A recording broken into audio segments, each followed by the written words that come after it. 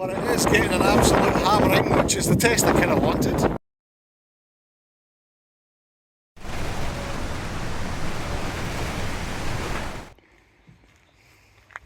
Good afternoon everyone, welcome back to the channel.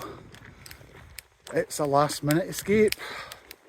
I'm supposed to get further away today. I was going to finish earlier, maybe about lunchtime, but as it would happen, client issues, so it's a last minute thing. But it's really just a wee overnight for one reason only, and that is to try the new tent and just see how we get on with it, see how livable it is, see if there's any issues.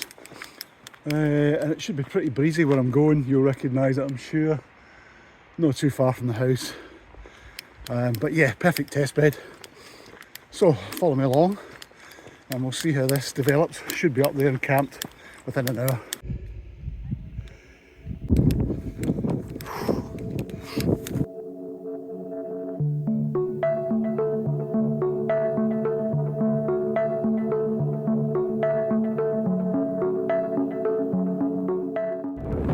As I thought, it's a good wind test.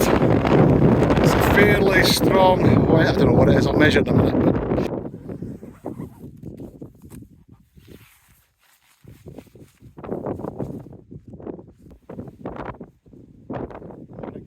Well, if you ever want to test a tent, I always say, come to the Conic Hill area.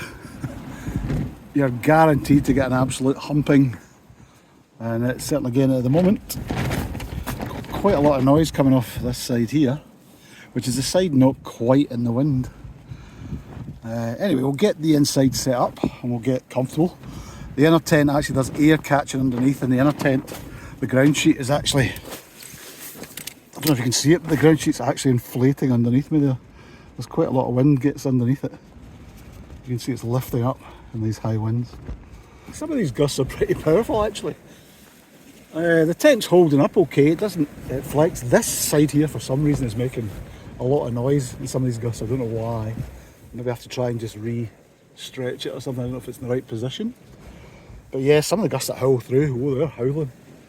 And probably, in relation to the Nortent Vern 1, the original one, I would say, yeah, this is stronger. It's definitely holding up better, although that was without the crossing pole. So you listen to some of these gusts, they're quick. There's some fairly fast ones that would blow you off your feet. So I've got the wee Flextail Zero pump with me tonight, and the Flextail Zero mat, which has been really comfortable, and I'm hoping it'll be the same tonight. I'm actually really surprised by how much air is getting under the tent. It's like I'm floating on a second airbed. That mat is actually sitting about 6 inches higher than it should because of the amount of air getting underneath the back of the tent and then lifting the whole just the inner up look. I don't know if you can see that, it's bulging.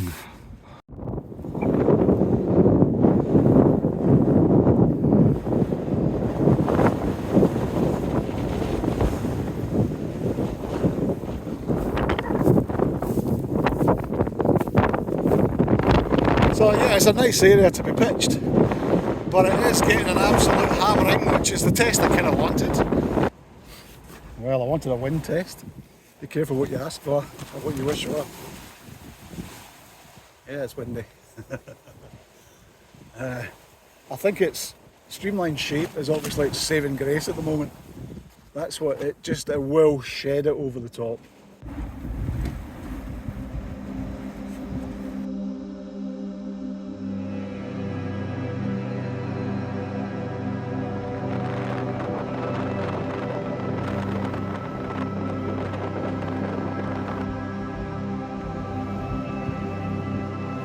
To be fair, I am struggling to stand now. I've tightened the tent up again, put a couple of rocks just to try and hold it a bit better. Take you around the back and show you.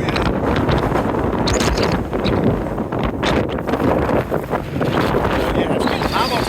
It's holding, but it's not comfortable. It loses quite a lot of room inside. But one of my biggest bugbears is the amount of air that's getting under it. It's lifting the inner tent and it's pushing air right through the inner, so it's not going to be particularly warm in colder weather, and this is very mild today. Right, that should stop the rear end going anywhere. Just wish I could block that vent. Tonight's special, rana pasta and a wee tomato sauce.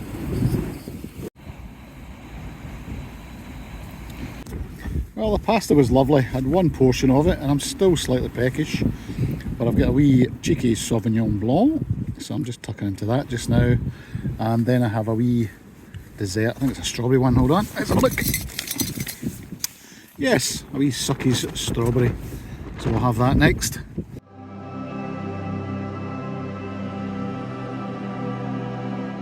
So I'll give you my observations so far. It's actually is strong in the wind, so it's holding well. It's probably holding better than the Verne 1 original one did without the crossing pole on it. There's less flex in it, so it keeps its shape to it keeps its shape to a better extent. The only thing is that this rear vent is taking all the wind at the moment, and it produces a cold breeze because there's also a wee mesh at the back as well. So I've noticed how cold it is, even in relatively mild temperatures. The other thing is that as the wind gets up really high, and I measured it on my app, admittedly, I don't know how accurate it is, but it was topping out at over 21 metres a second, which I think is about 45 miles an hour. I'm not sure if it's that high, to be honest. I was struggling to stand in some of those gusts, so it could be pretty close. But it closes down the inner. It means the inner is getting pushed in. It's not so much, I think the fly is compressing as well, but the inner, actually with the air running through it, is being compressed down.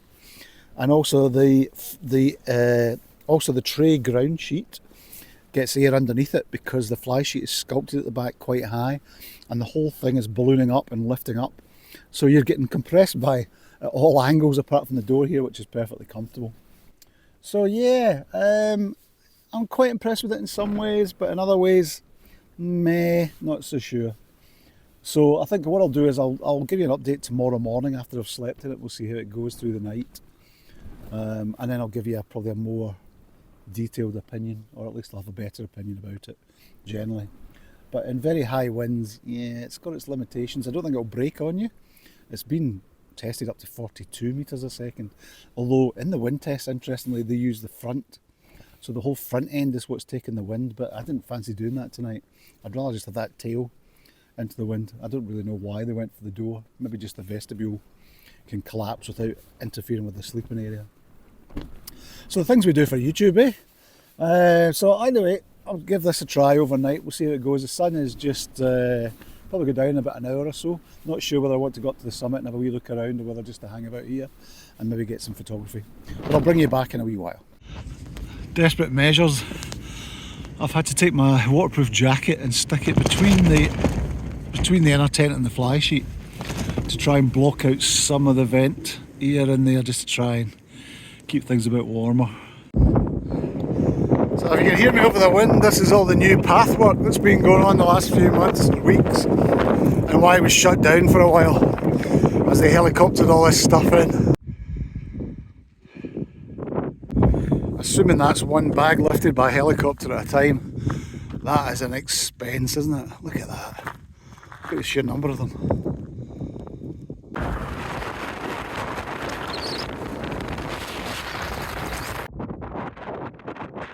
Had a wee look, it was still blowing a hoolie up there, but it has just as quickly completely died, which is brilliant. So hopefully I'll get a decent night's sleep tonight. Yeah, so I'm not so sure about this tent, to be honest. It is very much a 3-season. There's just too much air gets through it. I was kind of hoping to use it as a 4-season, but I don't think it's really suitable because you can't really seal it and keep the heat in. It's not a bad tent, it's just not the tent I was after, and maybe convince myself it might do the job. But yeah, what a nice view. It is 9:20. Lights are just starting to come on over at Luss on the far side there, and the traffic's beginning to show. We missed the sunset, just too much cloud, but hopefully we'll get some stars, and maybe I'll check the alerts just in case, but I came partly in case there was any northern lights.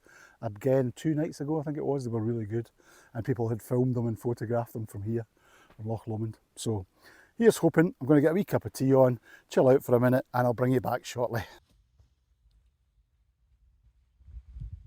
So now that the wind has died, you can see that the inner tent is gone back to normal. I've actually got space to sleep, and the floor is sitting on the ground, not flying in the air. Okay, I'm going to go to my bed and think about this tent a bit. when the wind has died, I mean not died, but it's like half the speed, it's not an issue. So I'm thinking maybe I've been a bit unfair and I need to spin the tent round and pitch it with the vestibule into wind the next time and give it another try.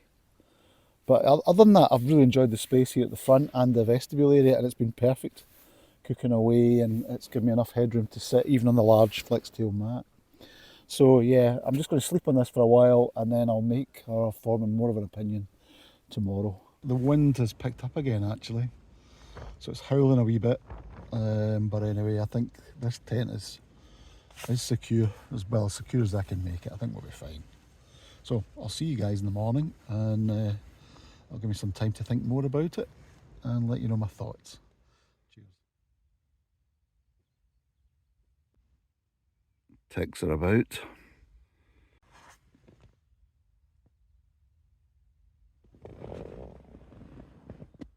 Good morning everybody. That was a really quiet night by comparison. The wind just completely died, and other than a couple of showers, which woke me up actually, just a bit of heavy rain, but nothing major. I had a really good night's sleep. I think it's partly the Flextail Zero mat as well. It was just superbly comfortable. But yeah, so there was no batting in the winds last night, so yeah, it was easy to get a decent sleep. And as you can see, I've got a nice view this morning, if it is a bit claggy and misty. So yeah, I'm going to get some breakfast on, and then I'll bring you back and I'll just give you my thoughts on the tent so far, and then we'll head down the road. A wee thank you also to Nitecore that sent me this head torch, which was very good. I like the lighting setups with the twin lenses and the ability to change it to red, and also an SOS function. Charges via USB-C. It's nice and light, nice and compact, but pretty powerful. The only thing I'm not so sure about is the headband. I don't find these 4 cords particularly comfortable in my head for whatever reason. I think even just a single cord might have been less noticeable. And you can lock it off at the top here when it's in your pack. Also like that wee, see if this will work. Yeah, it shows you exactly just how much battery power you've got left with the click of a button, which is pretty good.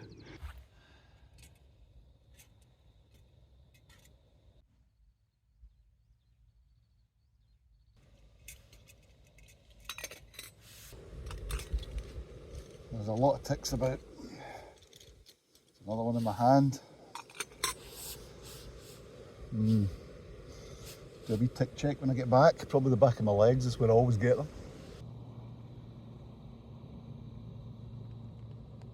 I said I'd give you my thoughts about this tent. The Svalbard, Nordisk Svalbard 1 PU version 2. Exoskeleton is a great idea. I really like that. I much prefer that to pitching an inner and an outer over it. It was extremely strong, to be fair to it, last night or yesterday.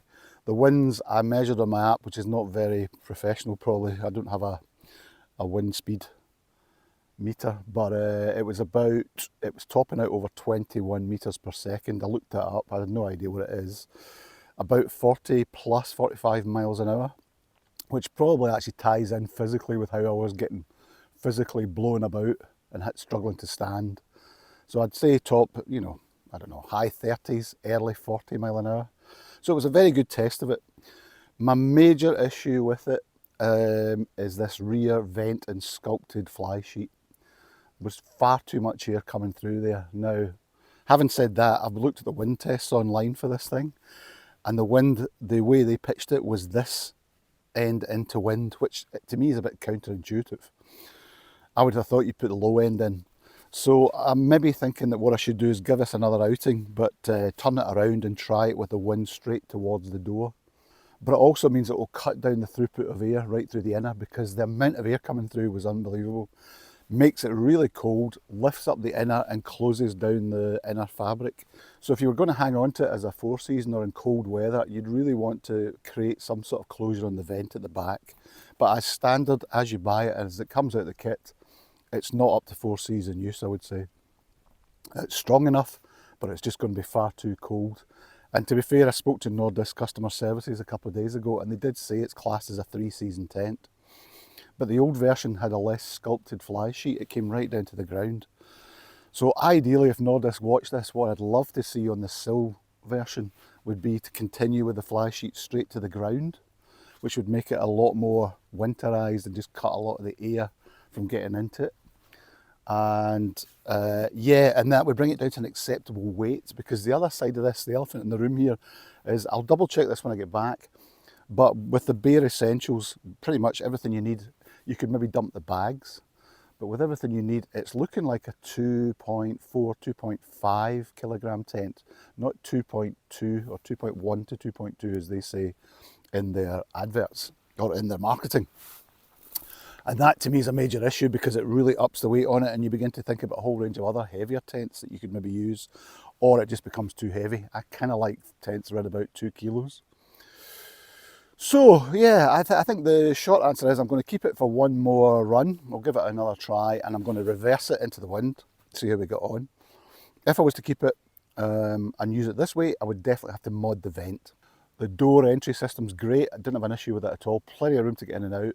Liked the vestibule and liked the offset inner. I had no problem cooking last night, sitting watching the view, plenty of headroom. It was very comfortable actually, enough room to change inside, so that was good as well, despite the low back end. So maybe one to look at also would be the Helm 1 Compact from Wild Country.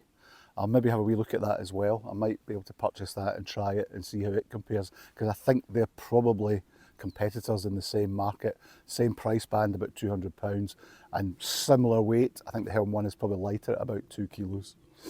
So anyway, that's it. I'm going to get packed up, I'm going to get down the road and head back, do a bit of work. Sorry it's a bit short and sweet, but hopefully it gave you an insight into the tent.